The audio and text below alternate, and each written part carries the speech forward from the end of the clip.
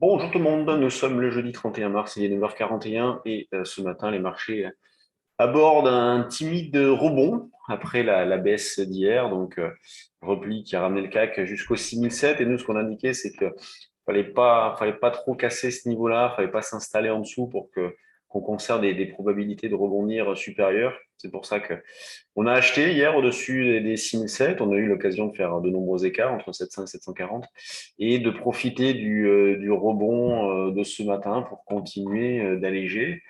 Donc, on travaille avec un biais davantage haussier, même si on ne se fait pas tellement d'illusions sur le potentiel qu'on estime pour l'instant à 6009. Vous voyez, on se dit qu'on pourrait, si jamais le marché poursuit sur sa lancée, notamment d'avant-hier, l'objectif de cette phase-là se situe autour des 6009.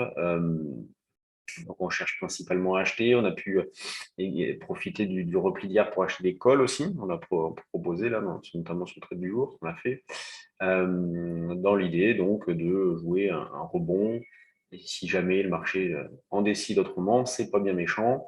Donc là, pour ce début de séance, eh bien, il y a plusieurs niveaux d'achat, bien évidemment, à force de piétiner. Donc, vous avez 740 en niveau proche, 720, 700, 705 ensuite. Donc, après, tout dépend de votre position globale. C'est vrai que le fait d'acheter sur 705, 720 offre davantage de potentiel et puis des probabilités de sortir sous pullback un petit peu plus importantes. Mais déjà, vers 740, on pourrait tout à fait travailler à l'achat. Donc, on aurait une première alerte à court terme sous les 6007, vraiment très agressive. Et puis, peut-être que l'idée, ça serait davantage d'attendre un signal technique si jamais on cassait ce niveau-là. Sur le DAX, dans le même esprit, vous avez 14 633. Et puis en dessous, on retrouve la zone autour des 70, 14 570. Donc les deux niveaux de rebond proches. Donc on est neutre sur les indices avec un petit biais haussier dans la mesure où on a une dynamique en cours qui est haussière. Mais si jamais le marché se met à piétiner pendant 2-3 jours encore, bon, bah, ça sera neutre, totalement neutre.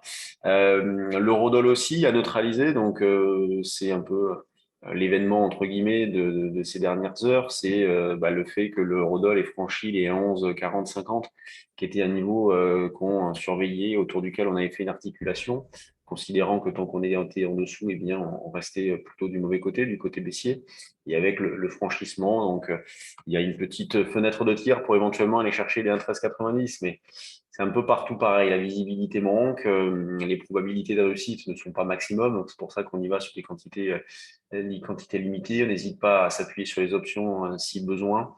La volatilité ayant baissé, ça permet de travailler à l'achat sur les options en guise de stop ou en guise de spéculation. Donc, et là, sur l'eurodoll, eh bien, on cherche à acheter sur repli à partir de 11,30 jusqu'à 11,15. Hier, on a acheté le double appui ici à 11,15 pour viser notamment 45 et 63. Donc, les deux niveaux ont été atteints. Et donc là, justement, on y est à 11,60. Donc, vous pouvez très bien reprendre cette zone de 15,20 comme zone d'achat. Le niveau de vente qu'on a proposé ce matin, lui, il est un petit peu plus éloigné. Sur les actions, bon, bah, toujours une belle activité.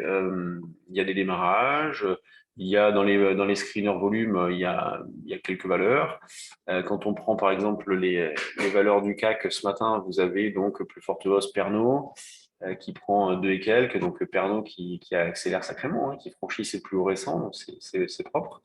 Vous avez Capgemini qui est bien aussi, vous avez L'Oréal qui se redresse, qui amorce un retournement après avoir dérivé pendant un certain temps.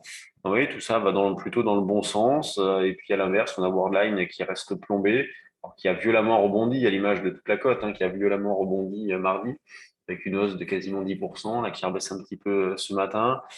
Publicis qui a fait donc un double top ici, Total, donc pareil en situation de double top. Donc nous on a proposé pas mal de valeurs là ces derniers temps.